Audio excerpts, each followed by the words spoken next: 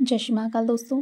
LIC W 2025 का जो हमने इंश्योरेंस अवेयरनेस का 7 डेज 7 क्लासेस का रोड मैप प्रिपेयर किया था, उसकी डे 1 क्लास ओवर हो चुकी है। आप लोगों का काफ़ी अच्छा रिस्पांस था। फर्स्ट क्लास में हमने बहुत ही इम्पॉर्टेंट टॉपिक इंश्योरेंस का प्रिंसिपल्स ऑफ इंश्योरेंस कवर किए थे। नाउ उसी सीरीज़ को आगे बढ़ाते हुए डे 2 में आज हम कुछ और इम्पॉर्टेंट टॉपिक्स इंश्योरेंस अवेयरनेस के like types of insurance, history of life insurance and general insurance, एडाई LIC related कुछ इम्पॉर्टेंट फैक्ट्स और इससे रिलेटेड कुछ इम्पॉर्टेंट क्वेश्चंस आज हम डे 2 में कवर करेंगे। यहाँ से भी आपको काफ़ी अच्छे मार्क्स के क्वेश्चन देखने मिलेंगे, कुछ डायरेक्ट तो कुछ इनडायरेक्ट। तो गाइस इस सीरीज़ को बिल्कुल भी मिस मत करना, ये आपके मेंस में भी बहुत हेल्पफुल रहने वाली है और साथ ही साथ आपके इंटरव्यू में भी हेल्पफुल रहेगी। तो अगर आपको इंश्योरेंस अवेयरनेस काफ़ी स्ट्रॉन्ग करनी है अभी, तो आप ये सीरीज़ कंटिन्यू फॉलो कीजिएगा और अपने पर्सनल नोट्स भी बनाइएगा, वो आपके लिए गेम चेंजर रहेंगे। तो चलिए फिर स्टार्ट करते हैं। तो आज सबसे पहले हम बात करेंगे types of insurance. Generally insurance 2 types के रहते हैं, एक रहता है लाइफ इंश्योरेंस और दूसरा जिसको हम बोलते हैं नॉन लाइफ इंश्योरेंस। मतलब एक आपकी लाइफ से रिलेटेड रहेगा, दूसरा आपकी नॉन लाइफ से रिलेटेड रहेगा। तो नॉन लाइफ को हम जनरल इंश्योरेंस भी बोलते हैं, इसमें बाकी के इंश्योरेंस कवर अप हो जाते हैं। तो इसको और हम डिटेल में देखते हैं। साथ ही साथ लाइफ इंश्योरेंस जनरल इंश्योरेंस तो रहेगा ही, इसमें कुछ मैं और पॉइंट्स भी आपको आपके एग्ज़ाम पॉइंट ऑफ व्यू से कवर अप कराऊंगी, लाइक अ री insurance, micro insurance and social insurance. Last time री इंश्योरेंस पर एक क्वेश्चन बना हुआ था और सोशल इंश्योरेंस से रिलेटेड जो स्कीम्स थी इनसे भी क्वेश्चन आया था। तो चलिए फिर आगे देखते हैं। तो सबसे पहले हम बात करते हैं लाइफ इंश्योरेंस की। लाइफ इंश्योरेंस इसके वर्ड से ही समझ आ रहा है, जो पर्सन की लाइफ पर लिया जाता है वो इंश्योरेंस। इंश्योरेंस बेसिकली क्या होता है, एक प्रकार का आपको एक प्रोटेक्शन जो मिलता है वो इंश्योरेंस कहलाता है। उसके बदले में आप प्रीमियम पे करते हैं। तो चलिए, अगर इंश्योर्ड की डेथ हो जाती है या मैच्योरिटी होती है तो ही उसको क्लेम मिलता है। तो 2 ही केस बनते हैं। इंश्योरेंस लाइफ इंश्योरेंस काफ़ी टाइप के रहते हैं इसके plans, like a term plan, endowment plan, ULIP, money back policy, whole life policy, ETC। तो ये इनमें अलग अलग प्लान रहते हैं। तो या तो ये इंश्योर्ड जिसका इंश्योरेंस हुआ है, तो जितने टाइम की आपकी पॉलिसी है अगर वो कंप्लीट हो जाती है, उसकी मैच्योरिटी हो जाती है, तो आपको क्लेम मिलता है।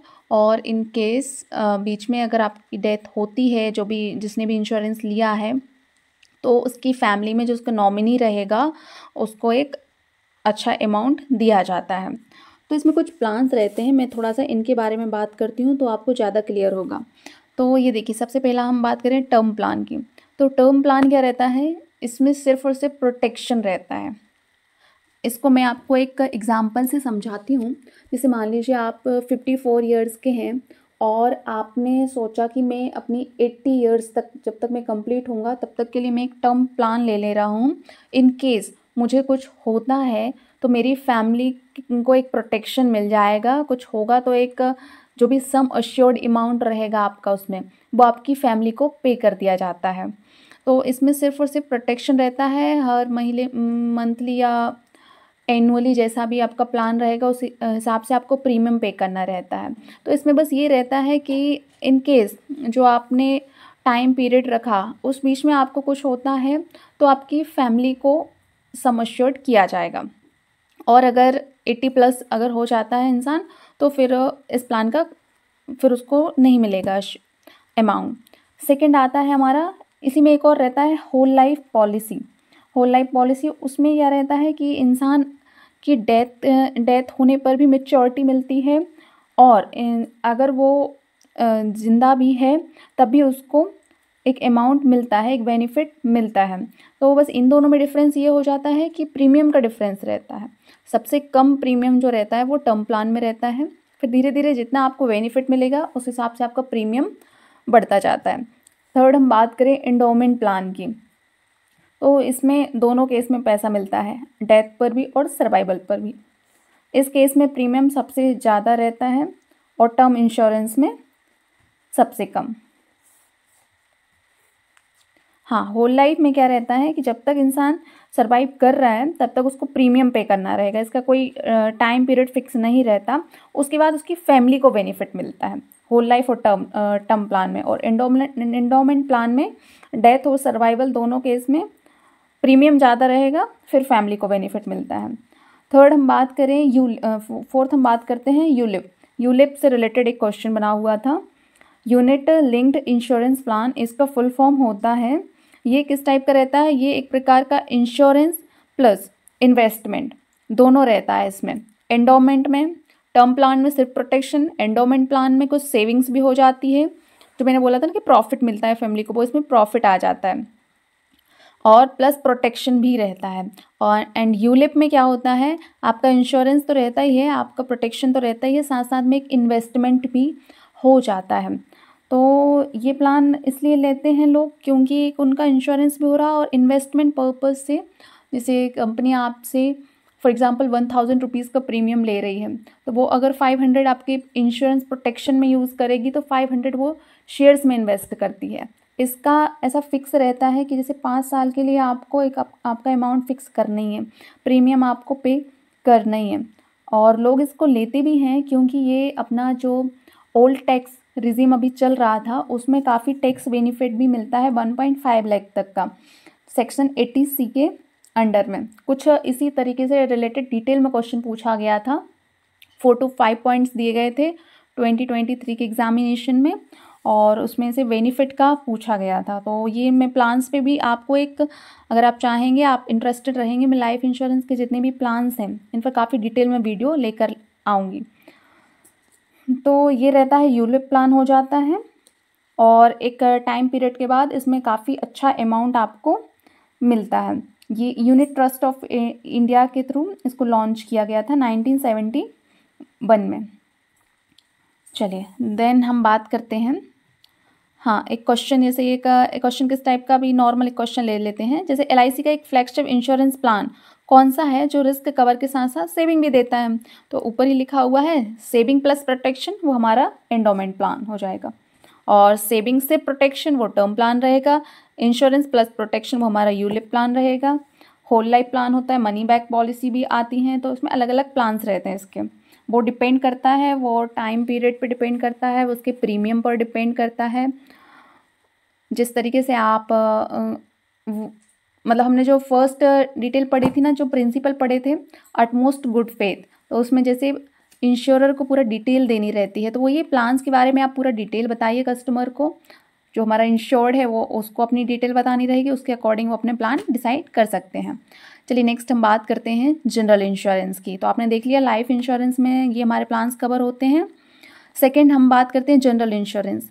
तो जनरल इंश्योरेंस में हमारा क्या क्या कवर होता है, health insurance, motor insurance, home insurance, travel insurance etcetera. मतलब सिर्फ आपकी लाइफ को छोड़कर जो कुछ भी है, जो आपकी प्रॉपर्टी, एसेट, लायबिलिटी, हेल्थ, सब कुछ आपका जनरल इंश्योरेंस में आ जाएगा।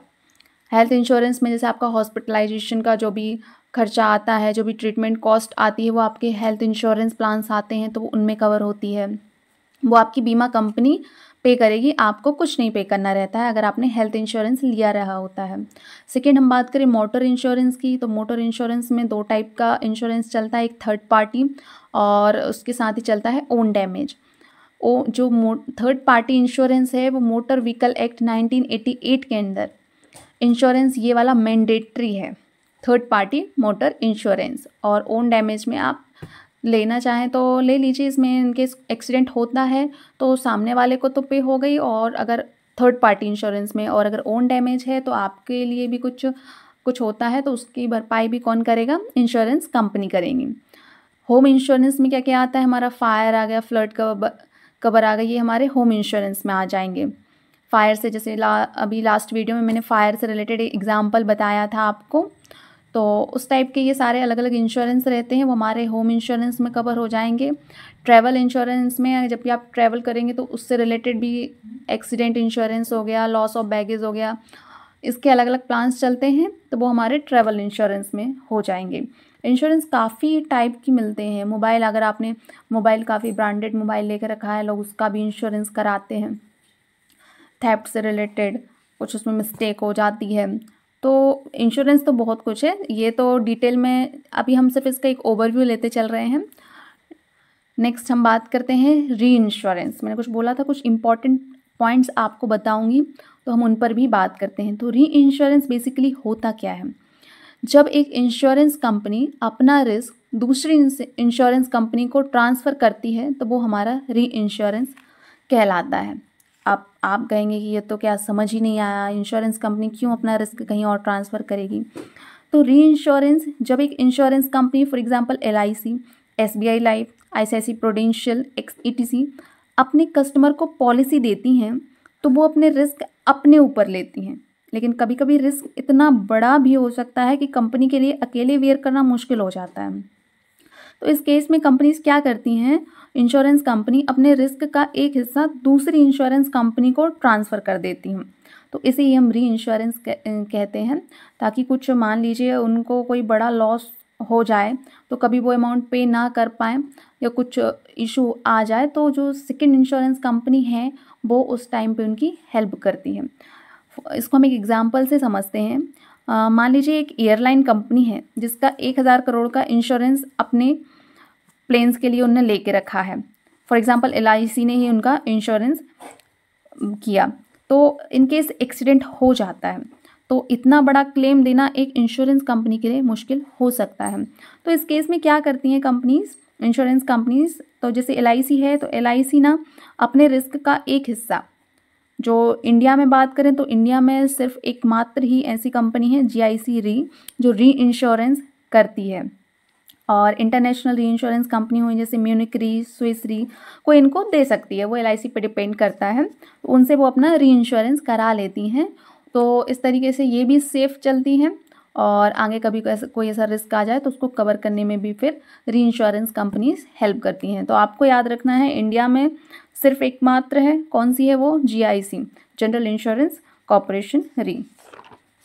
चलिए नेक्स्ट हम बात करते हैं माइक्रो इंश्योरेंस। तो माइक्रो इंश्योरेंस क्या रहते हैं? जो लो इनकम ग्रुप्स के लिए सबसे सस्ते इंश्योरेंस रहते हैं। ये एडाई की गाइडलाइंस के बेसिस पर बनाए गए हैं।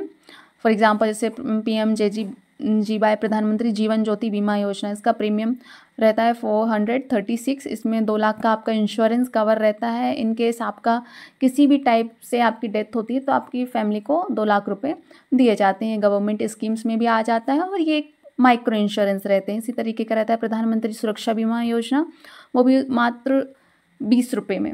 आपका accidental, in case of accident आपकी डेथ होती है, मतलब जो भी इंश्योरेंस लेके रखा है उसकी, तो उसकी फैमिली को 2 लाख रुपए का बीमा दिया जाता है। ये तो माइक्रो इंश्योरेंस में आ जाते हैं, इनका प्रीमियम बहुत ही लो रहता है और इंश्योरेंस अच्छा रहता है।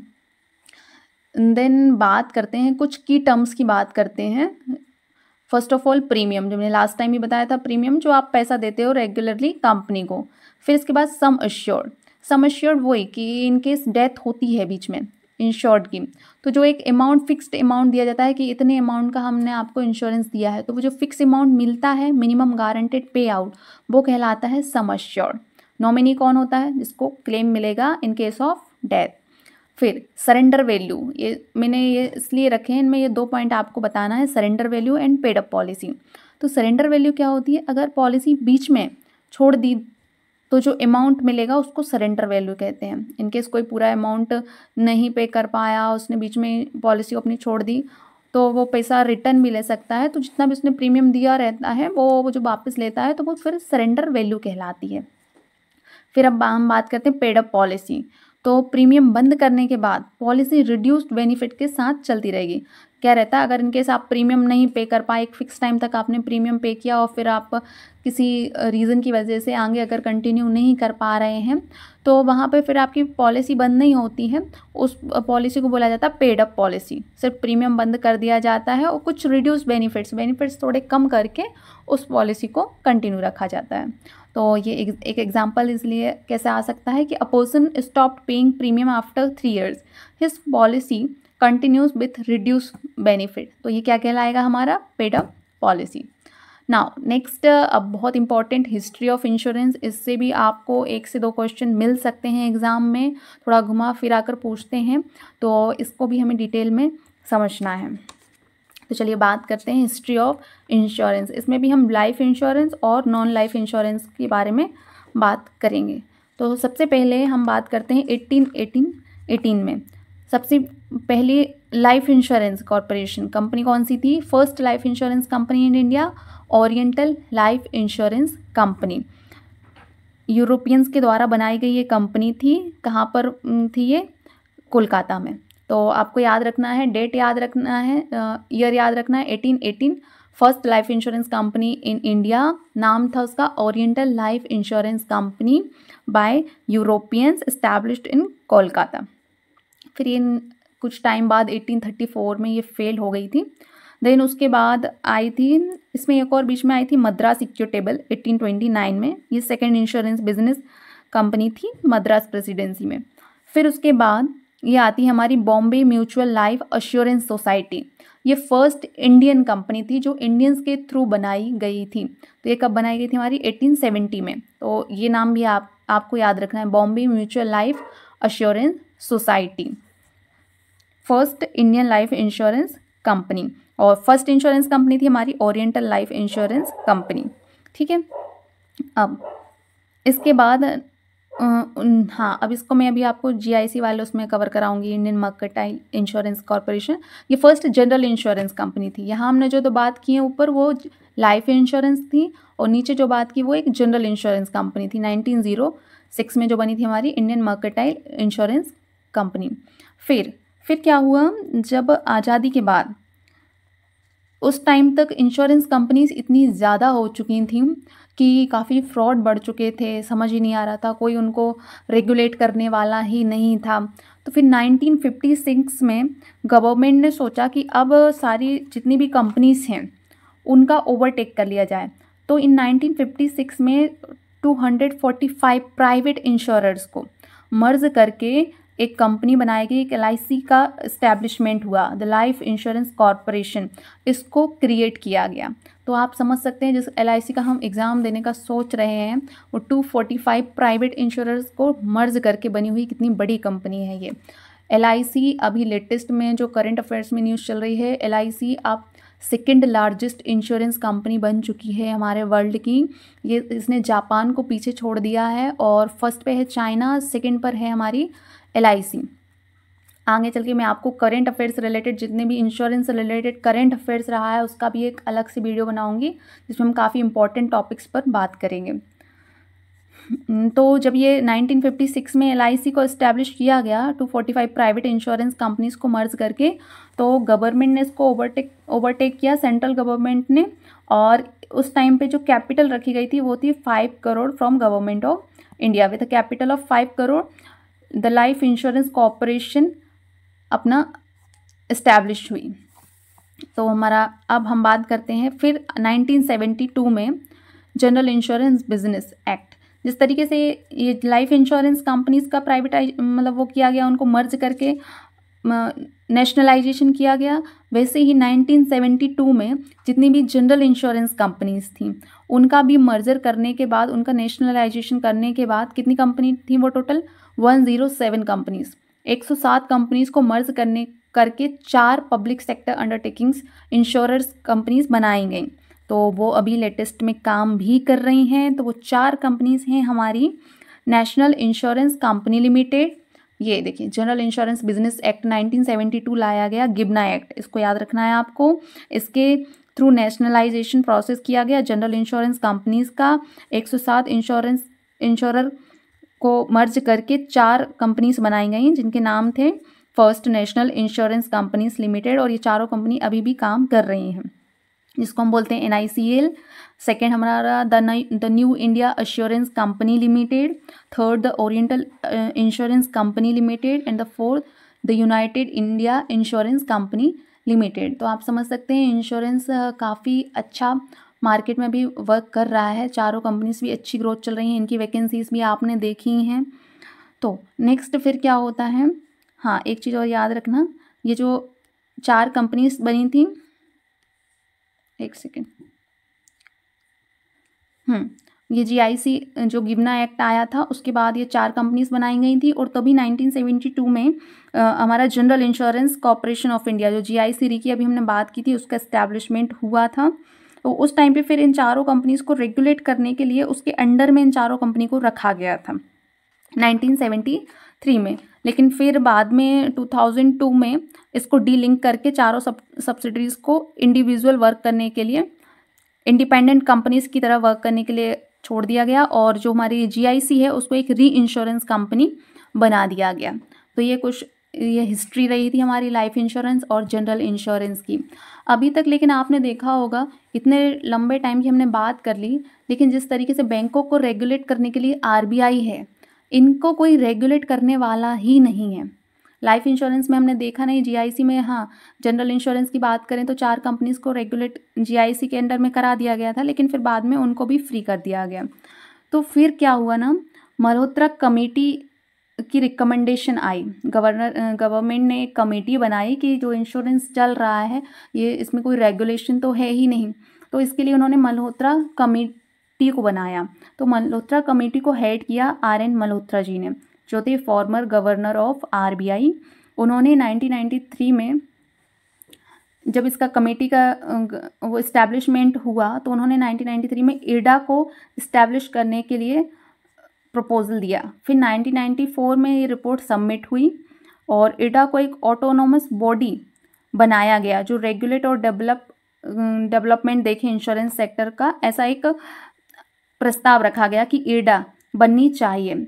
फिर इस रिकमेंडेशन को फॉलो करके 1999 में, मतलब 6 से 7 साल बाद, फिर एडा को कॉन्स्टिट्यूट किया गया। तो एडा क्या है? एडा ही हमारी जो इंश्योरेंस कंपनीज है उनको रेगुलेट करता है। जिस तरीके से बैंक्स में आरबीआई है रेगुलेटर, उसी तरह इंश्योरेंस सेक्टर्स में एडा ही है जो रेगुलेट करता है कि नई जब इंश्योरेंस कंपनीज को भी मार्केट में आती है तो उसको लाइसेंस देना, ये सब कुछ काम एडाई देखता है। तो फिर एडाई एक्ट आया हमारा 1999 में, वो पास हुआ प्राइवेट सेक्टर। फिर उसके बाद 2000 के टाइम पे अभी तक ये सब कुछ गवर्नमेंट कर दिया था, फिर धीरे धीरे इसका प्राइवेट सेक्टर्स को फिर से अलाउ करना स्टार्ट किया गया। तो 2000 में प्राइवेट सेक्टर्स को अलाउ करने के बाद 26% एफडीआई लिमिट भी कर दी गई, फॉरेन डायरेक्ट इन्वेस्टमेंट भी इसमें अलाउ किया गया। देन उसके बाद 2014 में ये लिमिट 26% से बढ़कर 49% कर दी गई। और अभी आप बताइए एट प्रेजेंट अभी कितनी एफडीआई लिमिट चल रही है इंश्योरेंस सेक्टर्स में, और अभी हमारे बजट में भी क्या आया है। ये 2 चीज़ें आप मुझे कमेंट कर बताइएगा। अगर आप इंश्योरेंस सच में पढ़ रहे हैं और इसके लिए इंटरेस्टेड हैं तो ये आप ज़रूर बताएंगे। फिर उसके बाद क्या होता है, फिर अब हम बात करते हैं LIC के बारे में, जो एग्ज़ाम के लिए भी बहुत इम्पॉर्टेंट है और कुछ बेसिक आपको चीज़ें इसकी पता होनी चाहिए। तो लाइफ इंश्योरेंस कॉरपोरेशन LIC का फुल फॉर्म है। ये एक स्टैट्यूटरी कॉरपोरेशन है जो एक गवर्नमेंट ओन है। स्टैट्यूटरी कॉरपोरेशन क्या होता है? जिनका खुद का एक्ट होता है, जो एक्ट के थ्रू बनती हैं वो स्टैट्यूटरी कॉरपोरेशंस कहलाती हैं। तो इसका इस्टेब्लिशमेंट था, हमारा इस्टेब्लिशमेंट डेट है 1 सितंबर 1956, LIC की इस्टेब्लिशमेंट डेट है। इसका हेडक्वार्टर है मुंबई, महाराष्ट्र। इसका मोटो आपको ये याद रखना है, ये महाभारत से लिया गया है, युवाक्षम बहाम्यम संस्कृत में है, जिसका मीनिंग होता है your welfare is our responsibility. अभी लेटेस्ट में LIC के MD एंड CEO भी चेंज हुए हैं। इसमें कोई चेयरपर्सन की पोस्ट, जो पहले चेयरपर्सन की पोस्ट कहलाती थी, उसको अब MD एंड CEO की पोस्ट बोला जाने लगा है। तो MD और CEO कौन बने हैं हमारे? ये 14 जुलाई 2025 से इन्होंने अपना कार्यभार संभाला है, वो है R दोराई स्वामी जी। तो MD एंड CEO लेटेस्ट में चेंज हुए हैं, तो ये आपको याद रखना है। करंट अफेयर्स की न्यूज़ भी है और LIC के पॉइंट ऑफ व्यू से स्टैटिक GK भी है। R Dorai Swami, MD and CEO of LIC। Regulator LIC, अब रेगुलेटर कौन है? एडाई। ये मिलता है जितनी भी इंश्योरेंस कंपनीज हैं उन सब का रेगुलेटर कौन है? एडाई। एडाई का full form insurance regulatory and development authority of India. ये LIC से रिलेटेड कुछ पॉइंट्स हो गए। थोड़ी बहुत इसकी हिस्ट्री और देख लेते हैं। तो formed by life insurance of India act 1956, जो मैंने बताया एक्ट पास होता है तभी वो एक स्टैट्यूटरी बॉडी बनती है। फिर LIC में जैसे अभी हमने हिस्ट्री पढ़ी तो ये कितना 245 प्राइवेट इंश्योरेंस कंपनीज को मर्ज करने के बाद एक सिंगल एंटिटी बनी थी हमारी LIC. It started with an initial capital of ₹5 crore from the government of India. LIC was given monopoly till 2000, after which private companies were allowed after IRDA Act 1999. Then अब हम थोड़ी बात IRDAI पे कर लेते हैं. तो जो हमारा रेगुलेटर है उस पर भी बात करना बहुत ज़रूरी है. IRDAI का फुल फॉर्म है हमारा insurance regulatory and development authority of India. Establishment year है 1999 under the IRDA act 1999. Headquarter याद रखिएगा क्योंकि जितने भी इंपॉर्टेंट ऑर्गेनाइजेशन रहते हैं उनके headquarter most of the time Mumbai में रहते हैं, तो कभी कभी कन्फ्यूज़न हो सकता है. IRDAI का हेडक्वार्टर आपको याद रखना है हैदराबाद तेलंगाना. LIC का हेडक्वार्टर मुंबई महाराष्ट्र. IRDAI का हेडक्वार्टर हैदराबाद तेलंगाना. नेचर क्या है, एक स्टैट्यूटरी बॉडी है that regulates and promotes the insurance industry in India. और इसके चेयरपर्सन भी अभी जुलाई में चेंज हुए हैं, वो बने हमारे अजय सेठ. ये हमारे ये आप ये बताइएगा अजय सेठ इसके पहले क्या काम करते थे और किस पोस्ट से ये यहाँ पर आए हैं, और इसके पहले कौन थे चेयरपर्सन. चलिए इसका तो मैं अभी बता देती हूँ. इसके पहले थे देवाशीष पांडा, उनको रिप्लेस करके उनको सक्सीड करके अजय सेठ अभी चेयरपर्सन बने हुए हैं. ये किस पोस्ट पर थे ये आप कमेंट बॉक्स में बताना. अब हम कुछ की एक्ट्स का रिवीजन कर ले रहे हैं जो भी हमने पढ़े थे, जो बहुत इंपॉर्टेंट हैं, इनको आपको याद रखना है. सबसे पहला हमारा insurance act 1938, foundation law for insurance in India. ये एक्ट अभी चलता है प्रेजेंट में. Insurance act 1938. फिर LIC act 1956 governs LIC operation. GIC act 1972 general insurance companies nationalised हुई थी तब.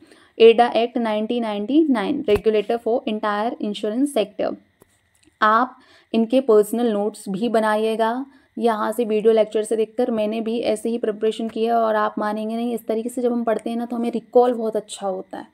तो आप भी अपने पर्सनल नोट्स वीडियो को बार बार देखना कंटिन्यू, लेकिन एक भी पॉइंट मिस मत करना. जो कुछ चीज़ें मैंने बोली हैं कुछ इसमें लिखा नहीं हुआ है, लेकिन मैंने आपको इन्फॉर्मेशन थोड़ी ज़्यादा दी है जो लेटेस्ट में है, जो आपके बहुत काम आएगी.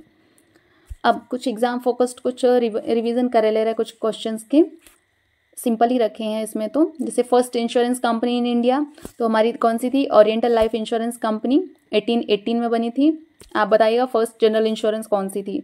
नेक्स्ट बात करें LIC का इस्टेब्लिशमेंट किस ईयर में हुआ था, तो वो था 1956. IRDAI headquarter Hyderabad Telangana.